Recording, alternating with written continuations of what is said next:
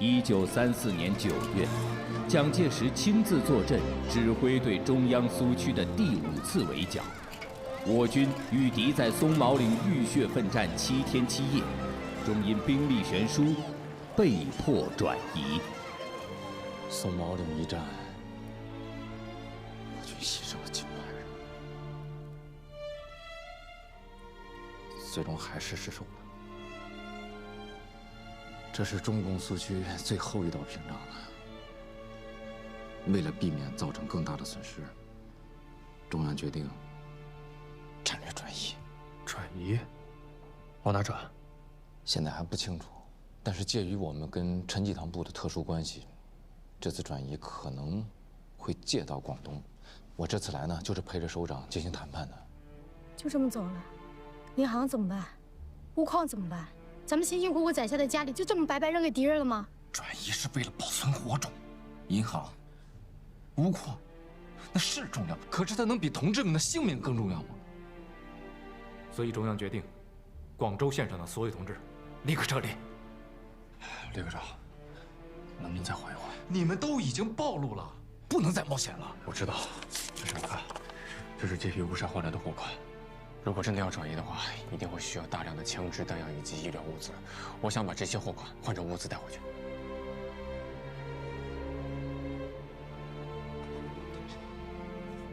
不行，太冒险了。李科长，你相信我，我一定在大部队转移之前把物资带回苏区。我也去。我也去，我也去。就这么干。这次我们特别人带了不少人，春苗，咱们俩再挑选些合适的人。好，没问题。李科长，交给我们吧。放心吧，李科长，交给我们。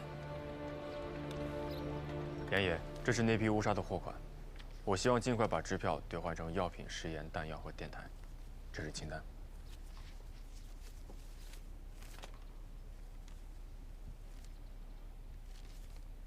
物资没问题，我平价提供给你。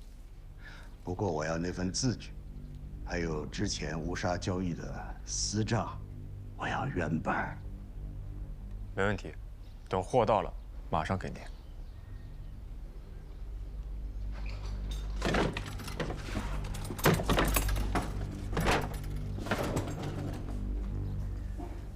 这些都是我们北上剿匪的军用物资，有沈图南盯着呢。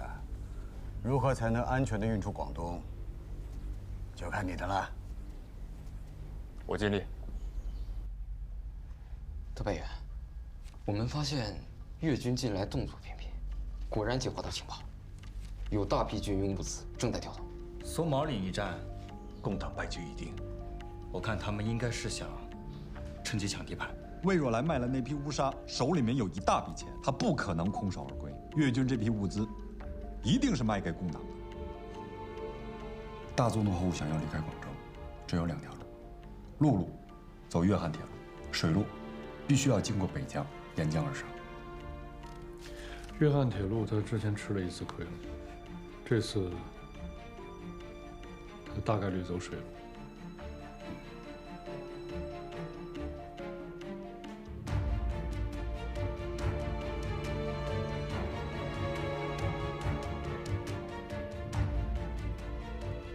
魏若来是走水路还是铁路？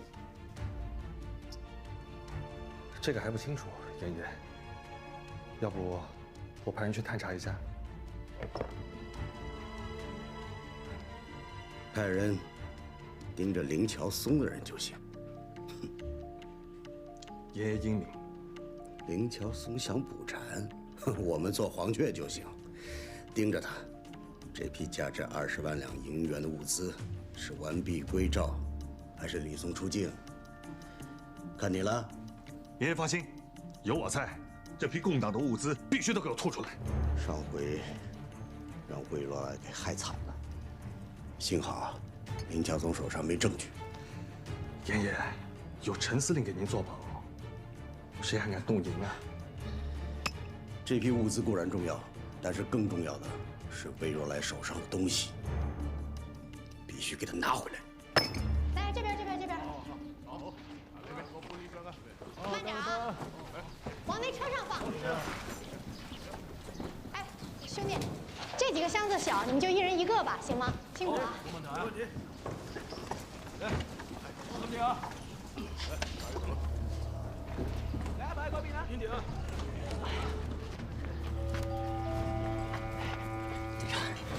搞定。黄安、马飞，越军够阔气的，这药咱们前线的战士都用不上，你赶紧回去忙，别被他们发现。是，队长。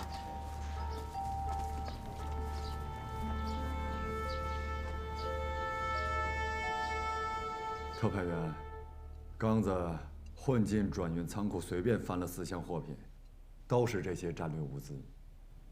特派员，这次您想错了，魏若来肯定是要走铁路了。我没想明白，这魏若来为什么要在同样的地方摔2次？难道他预判了您的猜测，所以反其道而行之？不行。 这次我要跟你一起上车盯着。不用了，我自己去。我得去。上次误杀的事，南京方面很不开心。这次我必须亲手抓到魏若来，才能将功折罪。哎呀，特派员，这批物资是共匪最后一次运往苏区的物资啊。他们肯定会拼死保卫，这车厢里面生死难料。 所以呢？很危险啊！你觉得我怕死啊？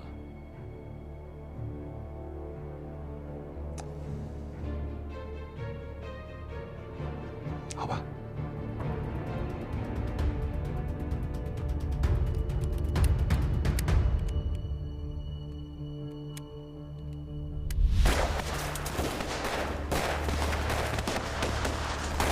要了。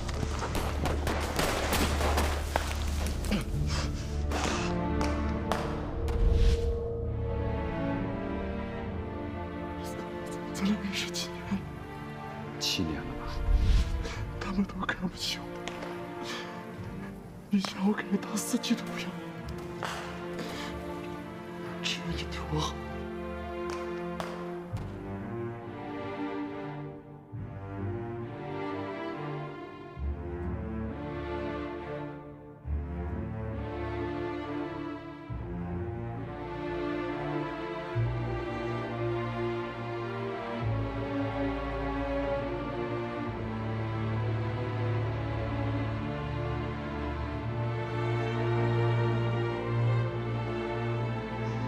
给我多烧点米，给我妈寄点钱。你他妈干什么彪子？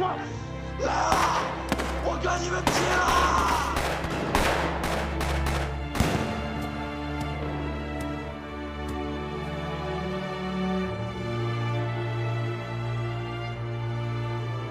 我们一定要努力，杀光上海所有的共党，重回南京。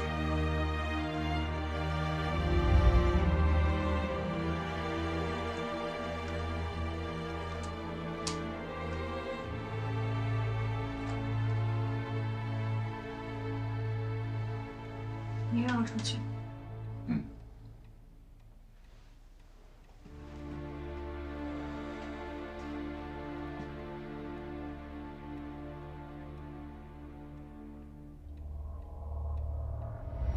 好。宋少典，美军每天都在想你，他做梦梦见的都是你。他跟我说，你是他世上唯一的亲人。你现在要怎么样？不要他了？你是不是脑子进水了？ 你他妈干什么？大哥，大哥，现在不是发人子的时候，他必须死，他知道我们的计划。那就一路走啊！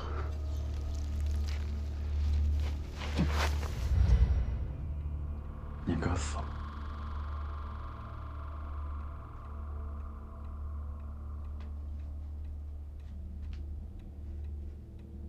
我杀的。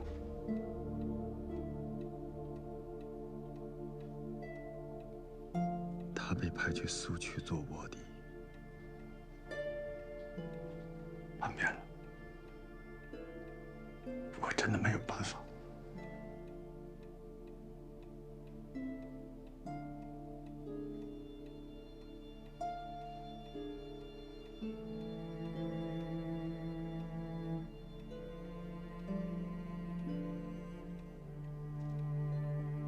答应过我的。你答应过我的呀，林乔松，答应过我说你一定会找到他的。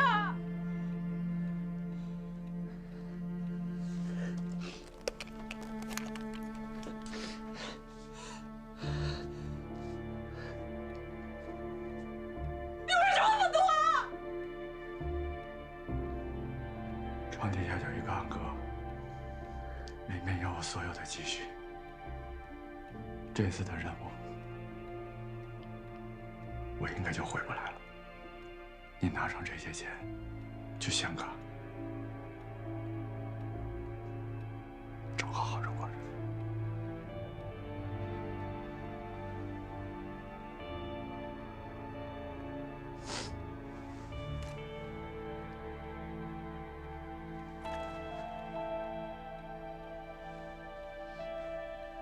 从你个王八蛋！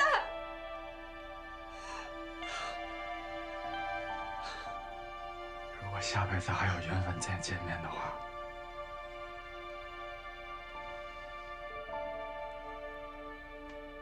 我一定让你上我们家族谱。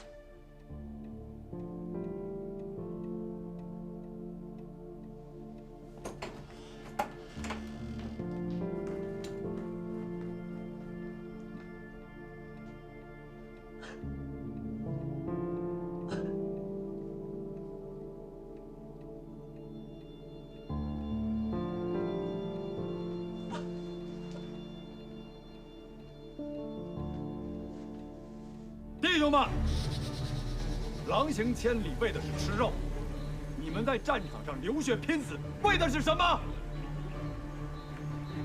有一列装载着价值20万银元物资的列车，你们的任务是截获它。得手之后，所有的物资通通归你们。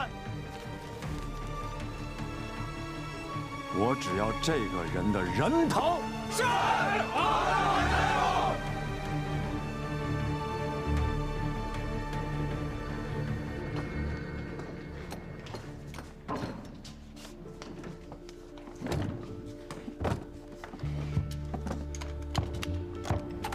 同志们，从我们上火车的那一刻起，跟沈竹南的恶战就在所难免了。我估计这次严永民也会参与进来。嗯，他不是跟咱们一伙的吗？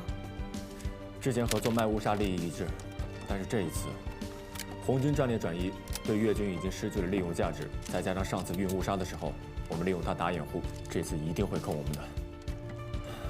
这次行动一定少不了流血，还有牺牲。干！行动！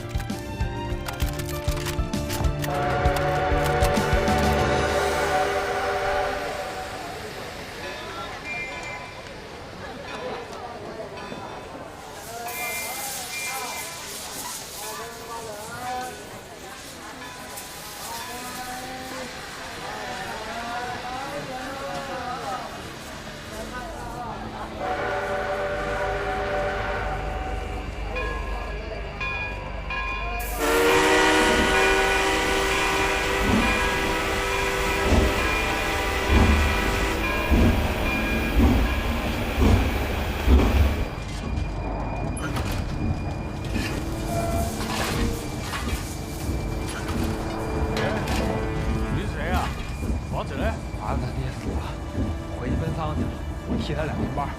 看你这样子，以前干过？干过，之前在武汉铁路干过2年。李师长，您多关照啊！行，好好干吧。哎。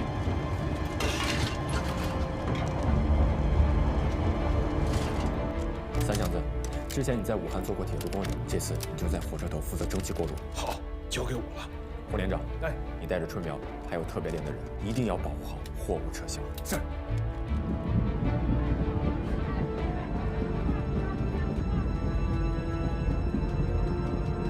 元宝，你跟着我，伪装成乘务人员，我们见机行事。那得。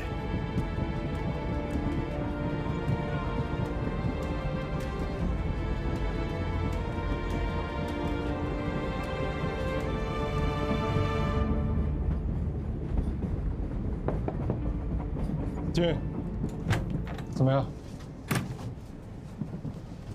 先生，后面的车厢我都看了，没发现魏若来。最后3节车厢呢？锁了，进不去。前面1节车厢是严有民的人，而想黑吃黑，共党示威啊！这严有民还真是会选时候。先生，什么时候动手？不着急，广州附近呢都是越军的军事管辖区，出了花县再说。是。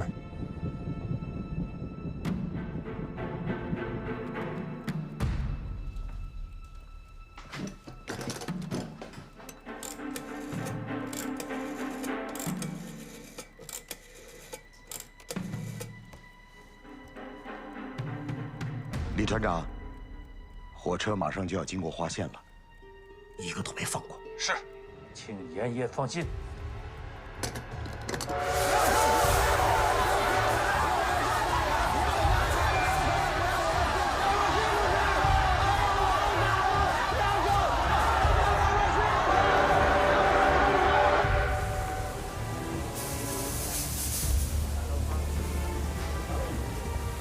立正，向右看齐，向前看，全体都有，准备行动。是，向右走，后走。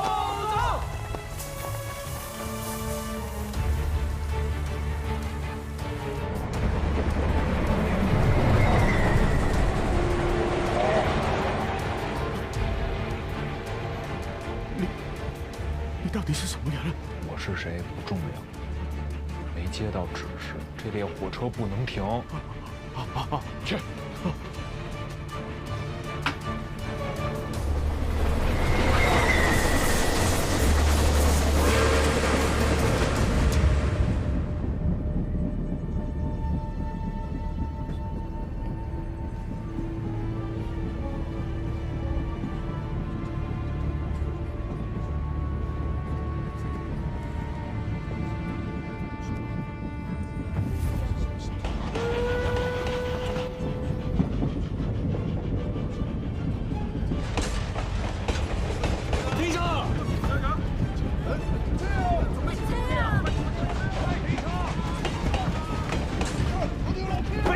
我也不晓得呀。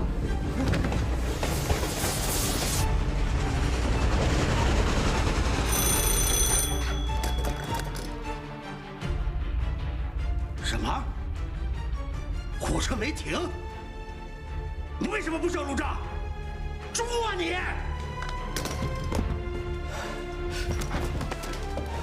幸亏小秘书在火车上。二狗，你带人去车头，把车给我逼停。是。其他人跟我去后头接火。是。把货给我找出来。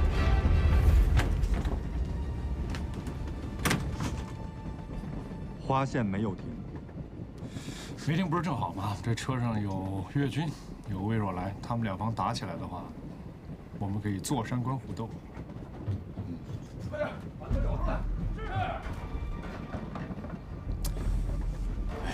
如果这次的任务没有完成的话，咱俩的仕途只能到此为止了。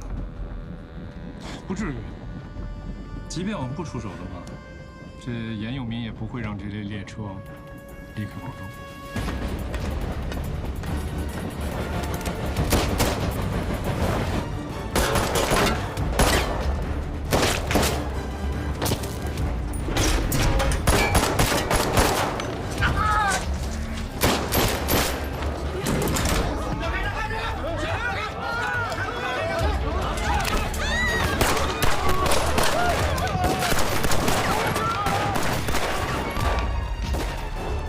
打起来了，我们看戏。沈图南，你不累吗？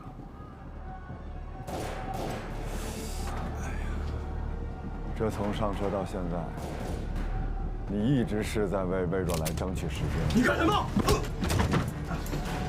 沈图南，你从共区回来以后的所作所为，你当我是傻子吗？自古以来，勋贵和文官的家庭很少出反贼。你和沈定真为什么要做对党国不利的事？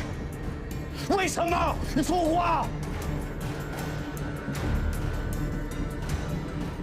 我知道你清高，用枪指着你的头，你都能坐怀不乱。那你知道你在上头是什么样的形象吗？饭桶。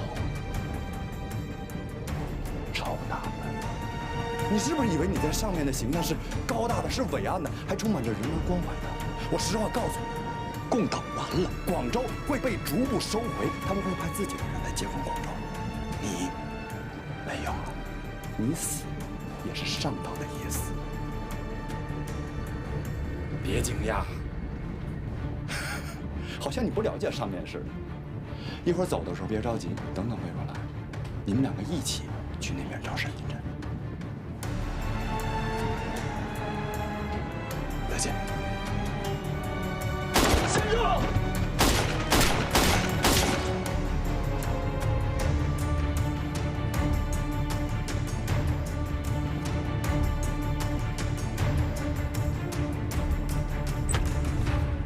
特派员私通共党，已被我就地枪决。行动！是。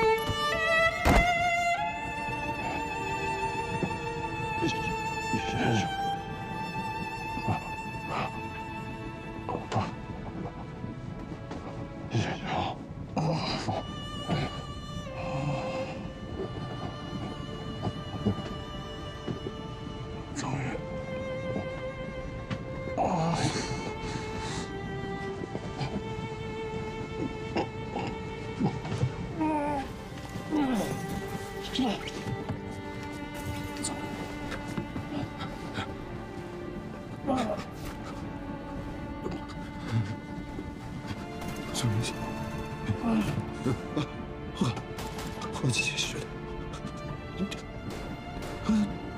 都知道。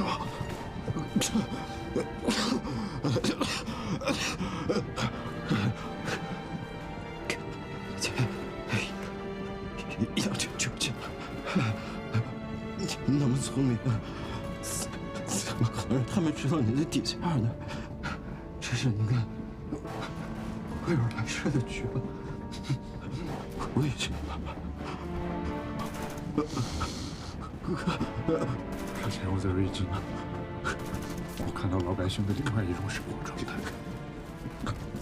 我也看到了国家的另外一种可能性。我纠结了很久，让我最终下了决心。对不起，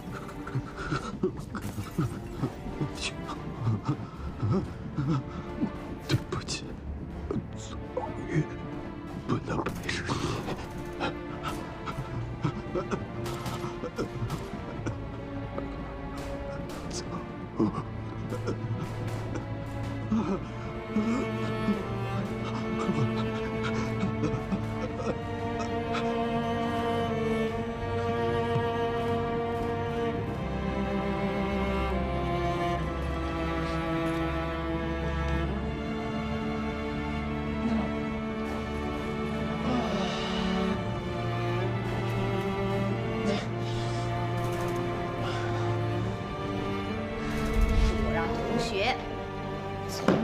专门寄过来的，最新科技的防弹衣，真合适。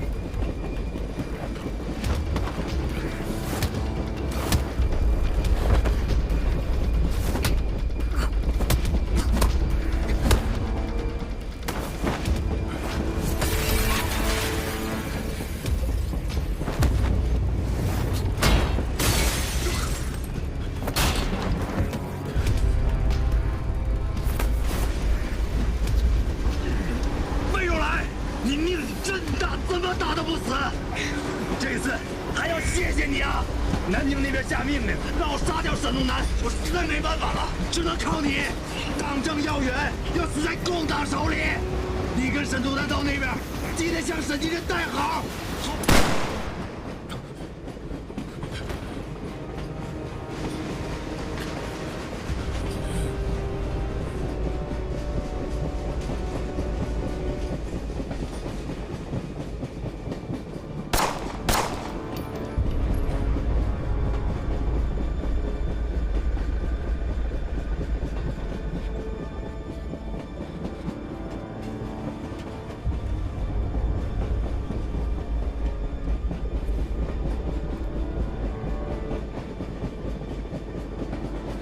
金珍的死，你也有责任。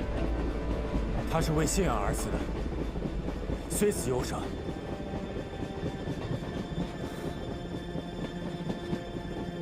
先生，我知道是你，否则我无法完成任务。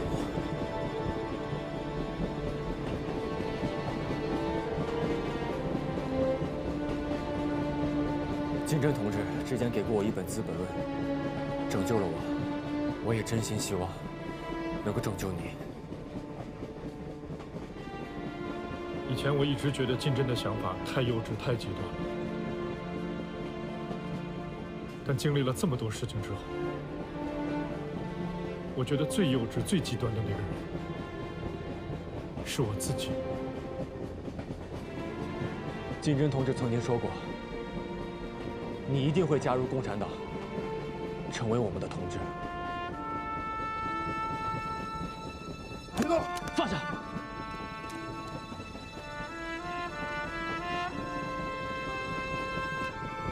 潮州站有越军把守，我可以掩护你们下车。不用了，照顾好自己。我希望有一天，我们能够一起并肩作战。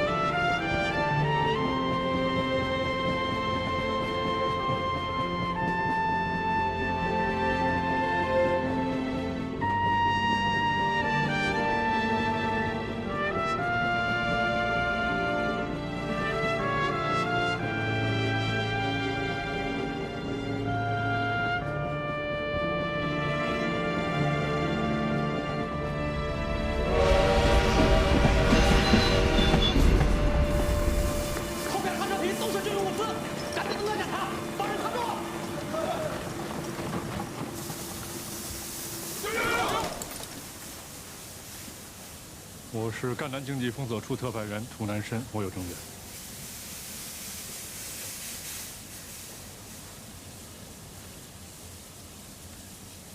长官。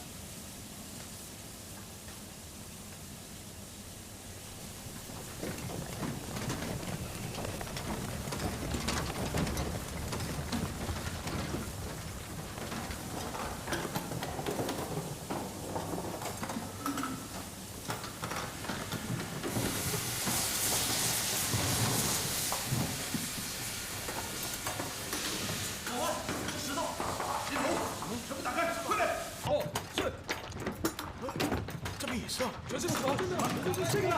长官，全是石头。长官，全是石头啊！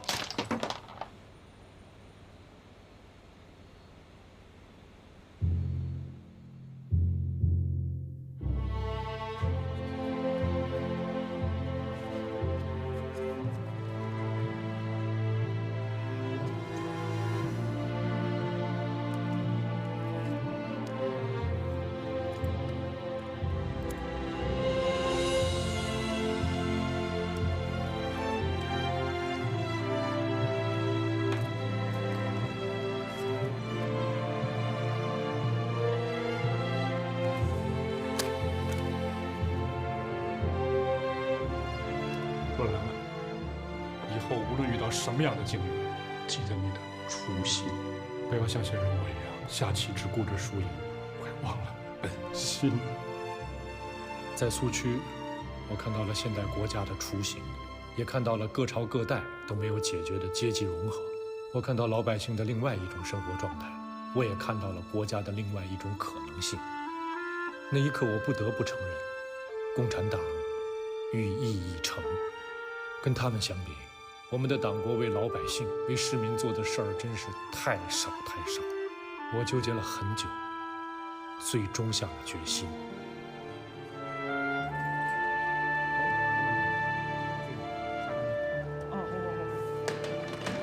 麻烦帮忙。是。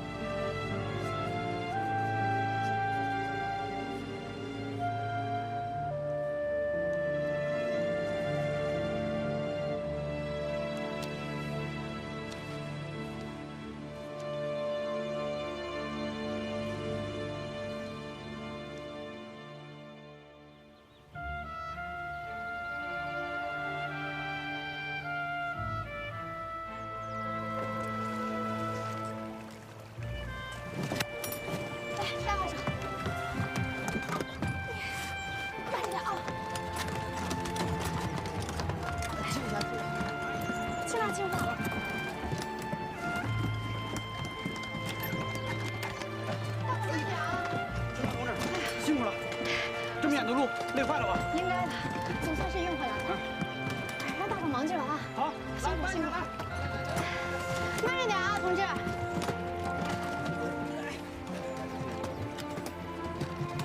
沈东南盯得太紧了，所以我们只能明修栈道，暗度陈仓了。明着走铁路，但实际走边疆水。那怎么让他们以为咱们走的铁路？转移仓库，林昭宗和严永明一定会派人来暗访的。到时候你负责调度，把装有物资和医疗物品的货物给他看。我怎么知道谁是特务啊？搬运工骨节粗大，血管明显，常年弯腰工作会轻度的弯腰驼背，而且小腿也比较发达。除了这些特征的人，都是特务。人们会倾向于自己发现的事实，尤其是像林乔松这么多疑的人，所以我们必须要把注意力全都集中在火车上。一旦露出破绽，他们会马上截夺北疆的货船，所以无论付出多大的牺牲，都要把这场戏演到底。带走了火箭车长！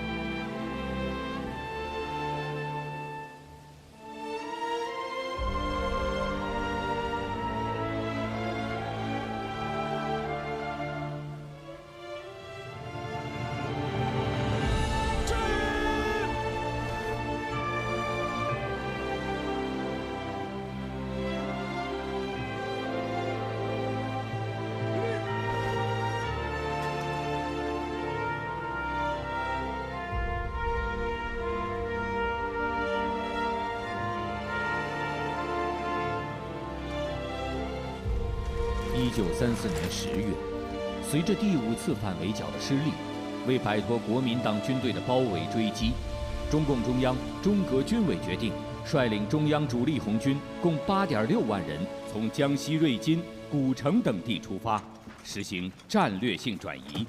伟大的长征开始了。苏维埃国家银行被编入中央军委直属纵队第15大队，开始漫漫长征。我们就这么走了？怎么了？有点伤感。这是我梦想开始的地方。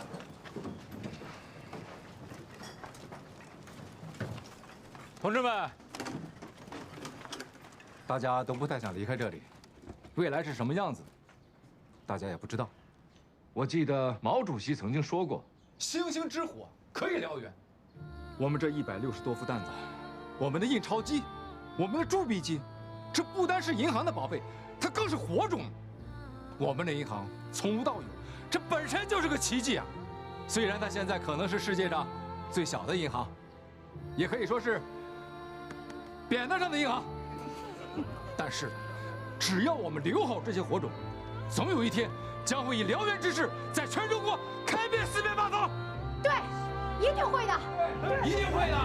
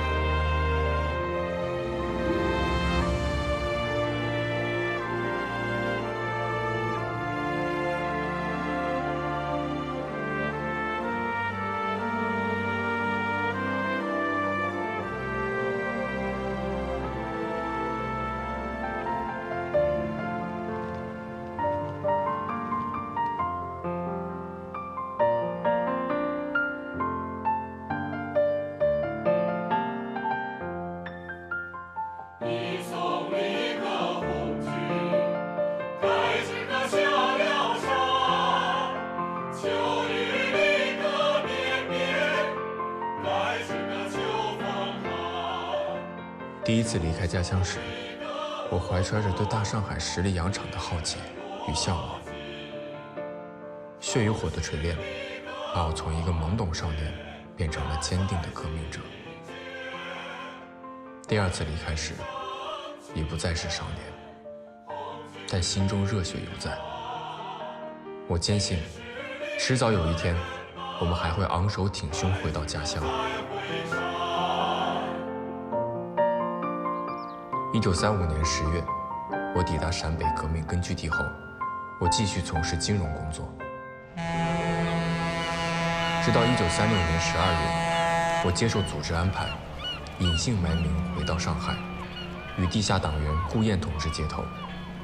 在那里，我们将携手开创一段新的金融传奇。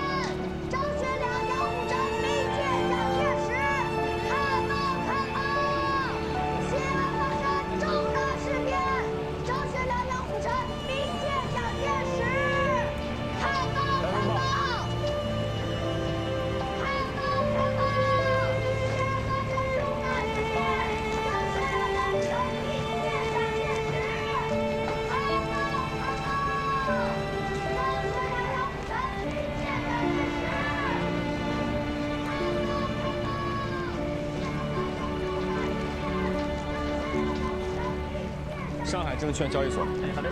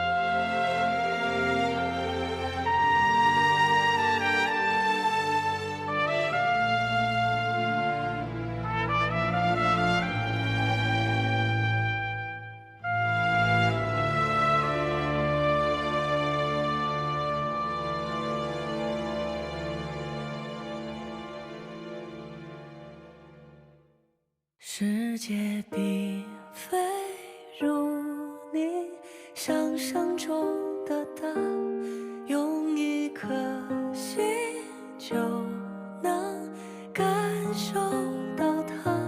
时间因为及时给出的回答，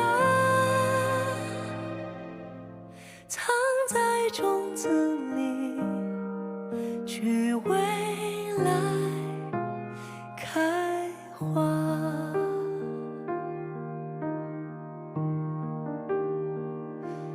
不要留我一个人面对整个世界的风沙，我也需要哪怕只是一句温暖的话。铺天盖地黑暗中有风雪交加，我知道不怕，因为聚沙成塔。不要有我一个人点燃半个世纪的火花，我也想要哪怕只是一幅小小的画。微暗渺茫阑珊处藏中驶过它，我知道出发是为了有个回之家。世界并非如你想象中复杂，闭上眼看着光，你要相信它，星辰不再白日荒废的繁华，深潜在海底，在夜